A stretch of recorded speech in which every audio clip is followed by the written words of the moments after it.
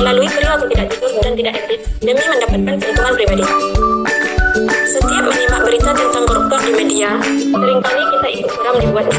Selain karena hal ini sering terjadi, kebanyakan koruptor malah tidak adil. Kita boleh saja tidak berwajib koruptor, tetapi sadar atau tidak, korupsi itu tidak melulu menyangkut hal besar seperti penggelapan uang negara yang jelas-jelas merugikan. Korupsi bahkan bisa ditemukan pada hal-hal kecil yang mungkin menurut kita wajar dan lumrah karena sifat tradisi kehidupan adalah perilaku korupsi dalam beraktivitas sehari-hari. Datang terlambat sudah menjadi kebiasaan buruk yang dimaklumi dan dianggap wajar di Indonesia. Uang kembalian. Ada kalanya sebagai seorang anak diminta orang tua untuk membeli sesuatu. Tidak sedikit yang menyepelekan uang kembalian, meskipun nominalnya tidak seberapa. Tetapi bila hal tersebut dibiasakan, maka akan menjadi kebiasaan. Menyalahkan pria. 4. Menggunakan fasilitas bersama untuk kepentingan pribadi. Contohnya yaitu penggunaan alat tulis kantor.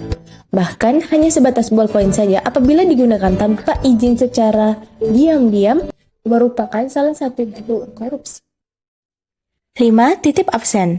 Kegiatan ini merupakan kebohongan yang dilakukan untuk kepentingan pribadi tanpa memikirkan risiko yang akan diterima oleh orang lain. 6. Plagiarisme.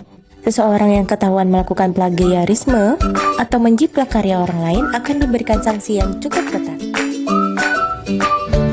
Yang ketujuh, nepotisme. Praktik nepotisme sering terjadi ketika hendak mendaftarkan anak ke sekolah atau bahkan saat mencari pekerjaan.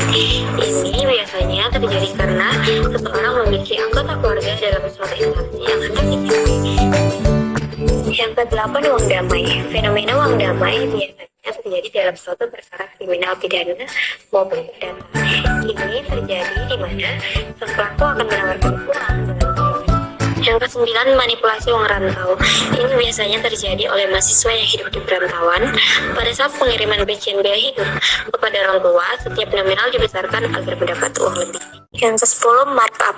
Laporan keuangan. Dalam contohnya, saat pelapor dana keluar, dana yang dilaporkan dilebihkan atau bisa disebut dana fiktif.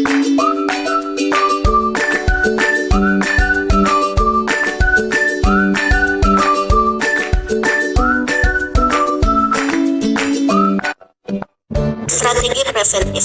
Strategi ini dibuat dan dilaksanakan dengan diarahkan pada hal-hal yang menjadi penyebab timbulnya korupsi. Kedua, yaitu strategi deduktif. Strategi ini harus dibuat dan dilaksanakan terutama dengan diarah. Bila suatu perbuatan korupsi terlanjur terjadi, maka perbuatan tersebut akan dapat diketahui dalam waktu yang sesingkat-singkatnya dan seakurat. Yang ketiga yaitu strategi resesif. Strategi ini harus dibuat dan dilaksanakan terutama dengan diarahkan untuk memberikan sanksi hukum yang setimpal secara cepat dan tepat yang terlibat dalam korupsi.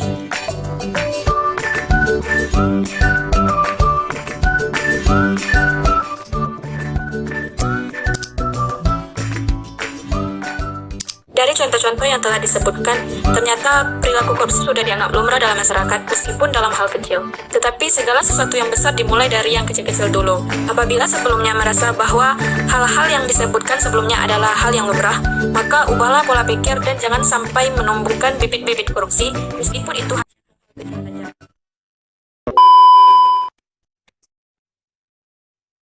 Oke teman-teman, terima kasih sudah menonton videonya.